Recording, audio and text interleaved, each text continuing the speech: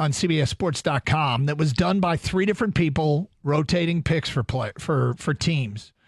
Three people were former NFL GM Rick Spielman, former NFL player Bryant McFadden, and NFL insider Ryan Wilson. So these aren't guys that, we've pulled off the street. And as they work their way through this, sometimes when you remember that there are individuals picking, it's not one person picking for every team. Individuals with different draft boards are picking for each team. Somebody plummets. Okay, we put that term in quotes. That player for this mock, which is probably it's probably more real than a lot, because when one person's making the pick for every team, they're doing it off their own board, and there's no sort of there's no variety in opinion when we all know that everybody's war room and their player rankings is completely different. And when you line them up and start crossing players off, teams sitting at like 14 can't believe so-and-so's on the board, so they take him and pass on what was like the consensus of who they were going to take. And next you know, that consensus guy, well, somebody doesn't need him. Somebody else sees a player they like more. And then, bam, at 29, Brock Bowers was on the board for the Lions in this scenario. Would you take him at 29? 248-539-9797. Tight end, Georgia. Gator, would you? Probably wouldn't. I'd be looking to trade like mad. I don't know who else is around at that pick that I would look at. There'd be some players. I can tell you, Kool-Aid McKinstry's available. Xavier Worthy is available. Some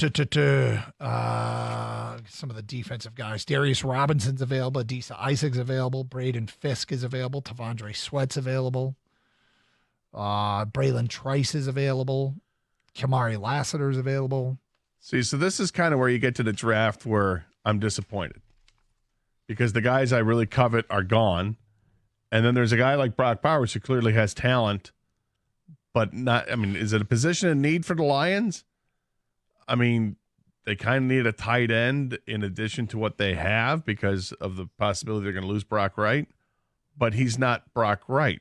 He's a totally different type of tight end. He's like a wide receiver. So I don't, but do they need a wide receiver? Would you rather have Brock Wright playing this hybrid role, or I'd rather have Xavier Worthy playing a Brock Wright or Brock Bowers? Sorry, Brock Bowers. Okay. I'm getting my Brocks confused. It's okay. Yeah, we know who you're thinking about at all times. All right.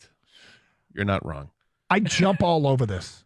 I can't believe my good fortune. Now, there's two things about it. One is, why did he drop? And two is he everything that I think he is? Like, if the Lions come back and say, we watched the tape, he's overrated.